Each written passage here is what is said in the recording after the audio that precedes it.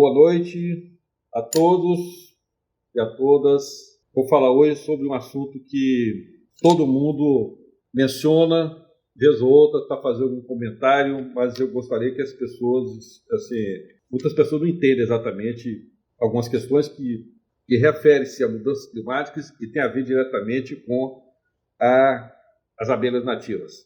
Então, nós temos falado hoje, está muito em voga a questão das mudanças climáticas. Todo mundo está discutindo isso. Até pouco tempo atrás, era uma disputa muito grande entre os que acreditavam em mudanças climáticas e os que não acreditavam.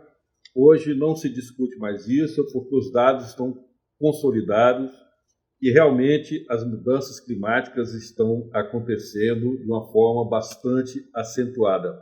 E isso preocupa uma série de setores produtivos, né, principalmente, e também aquelas pessoas que trabalham com a parte de conservação, porque o clima se modificando também vai afetar uma enormidade de espécies que estão no planeta Terra.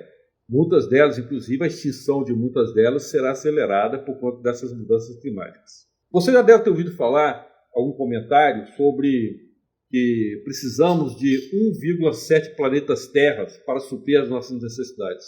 E dia 29 de julho, adquirimos a sobrecarga desse limite de consumo. Ou seja, de 29 de julho até o final do ano, nós estamos consumindo além do fundo que nós temos para consumir, o planeta Terra como um todo. Ou seja, nós estamos consumindo 1,7 planetas Terra em referência aos insumos disponíveis para sustentar a humanidade. Então, é como se imaginarmos que nós temos um balão, estamos dependendo dos recursos que está dentro do balão, que é a água ou ar, e à medida que nós vamos consumindo, excedendo esse consumo, ele vai diminuindo de tamanho, ele vai ficando cada vez menor. Obviamente, vai chegar um ponto que nós não vamos mais ter condições de viver da forma que nós vivemos. Por exemplo, o consumo de carne, ele vai mudar, queiramos ou não queiramos, ele vai se modificar drasticamente. A tendência nossa é reduzir drasticamente o consumo de carne, porque é um processo que imprime uma pegada muito negativa para o planeta Terra. Então esse processo vai ter que mudar, senão a humanidade não vai conseguir se sobreviver, não vai conseguir se desenvolver e vai dependendo de outras fontes de energias para continuar vivendo. Né? Isso é um fato. Então, quando nós estamos falando de mudanças climáticas, a gente sabe que essas mudanças climáticas vão mudar também esses padrões de consumo, esses recursos que vão estar disponíveis para nós consumirmos vai ser alterado também, porque isso vai afetar uma série de produtos que dependemos para sobreviver, como produtos da agricultura, né, e produtos da fauna também. E a fauna também, por sua vez, vai depender desses recursos que também se modificam ao longo do tempo com as mudanças climáticas. O que isso tem a ver com abelhas nativas? Tem muito a ver, porque quando você está imprimindo uma mudança climática, o processo de mudança climática está acontecendo, aqueles recursos que estão disponíveis para as abelhas também vão se alterar. Então, os estudos têm mostrado o seguinte, que você tem uma distribuição de determinadas espécies numa determinada área e que essa distribuição ela está sendo afetada exatamente pelo desaparecimento de determinadas fontes de recursos que originalmente eram disponíveis para essas espécies. E, por sua vez, altera-se também os ciclos reprodutivos, porque há mudanças, por exemplo, nas estações de reprodução das plantas, os regimes de chuvas começam a se modificar, os regimes de florada começam a se modificar, as fontes de alimento que são adequadas para a reprodução das abelhas também começam a se modificar. Então isso afeta todo o regime de reprodução das abelhas, que por sua vez afeta a reprodução das plantas. Então é um círculo vicioso que tende a se agravar com o tempo. Então eu lembro de um estudo que foi feito aí, a publicação que saiu aí, não lembro agora onde foi que eu vi, em que livro que eu ouvi, e algumas abelhas, por exemplo, que estão em distribuição aqui no estado do Maranhão, vai ser afetada porque elas originalmente estão ocupando áreas de feições amazônicas, estão sendo alteradas pelo avanço do clima semiárido do leste para o oeste. Então, vem aquela questão da savanização da Amazônia, né? O cerrado vai se ampliando na Amazônia e o agreste nordestino vai se ampliando para o cerrado. Então, isso altera totalmente a disponibilidade de alimento para as espécies que originalmente se encontravam naquele local e, obviamente, vai havendo deslocamento de espécies em função dessas alterações. Quando nós estamos praticando a meliponicultura, o que acontece? Acontece que o regime de cuidado, o regime de atenção a essas abelhas também vão se alterar em função das mudanças climáticas. E isso, obviamente, vai afetar, pode afetar e com certeza afetará aquilo que a gente chama de sustentabilidade. Ou seja, a capacidade nossa de manter essas colônias de forma saudável. Quando você está fazendo uma meliponicultura e você está tendo que fornecer alimento sempre para essas abelhas, néctar, xarope, ou seja lá o que for, proteína, a gente precisa ter certeza de que essas criações elas não são sustentáveis, porque o sistema, o ambiente como um todo, não tem condições de suprir essas demandas das espécies locais. Então a gente acaba tendo que, por outros recursos, fornecer alimento para essas abelhas. Eu estou dizendo isso porque tem muita gente que confunde sustentabilidade sob o ponto de vista da pessoa. Tipo assim, a meliponicultura é sustentável porque eu consigo perfeitamente tirar algum dinheiro para viver. Como se a sustentabilidade que eu estou falando se refere a ela ter condições de obter recursos através do comércio de mel, através de venda de colônias, para ela se sobreviver. Porque, na verdade, sustentabilidade não é isso. Porque quando a gente fala de sustentabilidade, estamos se referindo às condições adequadas locais que permitam com que as abelhas, por conta delas, pela atividade dela, consigam obter alimento suficiente para se reproduzir. Então, isso é que é sustentabilidade. E a gente observa o seguinte, quando a gente vai criar abelhas de forma a que elas não estão ocupando a área original dela de reprodução, né, ou foi deslocada de uma área para outra, de um bioma a outro, aquela criação não é sustentável. Então precisa ter muito em mente isso aí. Se nós queremos ajudar com a conservação de abelhas, a primeira coisa que nós temos que pensar é na sustentabilidade daquela espécie, daquelas abelhas locais. Porque se não está sendo sustentável, você não está, na verdade, fazendo tipo de contribuição nenhuma. A não ser que esteja imbuído de um programa a médio e longo prazo de você fornecer as condições de alcance à sustentabilidade, o que normalmente não acontece, na verdade. Ninguém está pensando nisso. Fica sempre aquela história de tentar resolver o problema da colônia local sem se preocupar com o resultado a longo prazo. Por isso, mais do que nunca, é necessário a gente estar sempre focando nas espécies locais, porque elas também serão afetadas pelas mudanças climáticas. Mas elas serão afetadas de uma forma que será menos,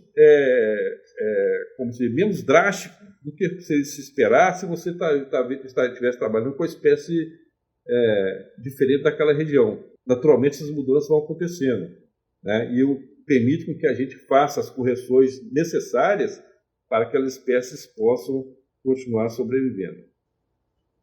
Essa questão da sobrecarga, existe uma entidade internacional, que é a Global Footprint Network, que acompanha, faz estimativa desses consumos globais no mundo inteiro e faz os cálculos de o quanto que nós estamos demandando dos recursos existentes. Dia 29 de julho, como eu já disse, foi o dia da sobrecarga. Por conta da pandemia, ano passado, o dia da sobrecarga foi em agosto, meados de agosto. Então, nós estamos voltando de novo a uma antecipação do dia da sobrecarga, porque as populações estão voltando aos índices normais de consumo. E aqui, quando nós falamos de consumo, a gente não está falando necessariamente somente do consumo alimentar. Precisamos ver, por exemplo, que nós estamos consumindo uma série de recursos minerais, por exemplo, que não são inesgotáveis. O ferro, por exemplo, o processo de extração do ferro não é um processo sustentável. O processo de mineração em si não é um processo sustentável, porque você está tirando e não está repondo. A coisa pode ficar realmente sustentável quando você incluo a questão do ferro que é extraído, minério que é extraído, entra um processo de ciclo, né, de reciclagem e de aproveitamento daquilo que foi extraído. Mas enquanto você está tirando o ferro do solo, você está exaurindo um recurso que é finito.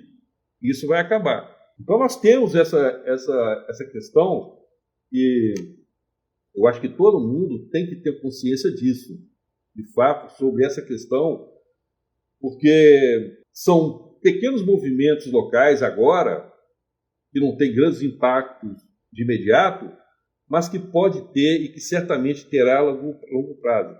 Por exemplo, eu sou uma pessoa que sempre gostei de carne, sempre consumi picanha, mas a minha consciência, né, sobre essa realidade, entendendo esse processo que está acontecendo, me faz com que eu mude gradualmente os meus hábitos de consumo. Então, por exemplo, eu estou consumindo muito menos carne que eu consumia antes, porque tenho consciência que em algum momento esse processo vai ser revertido. As pessoas estão...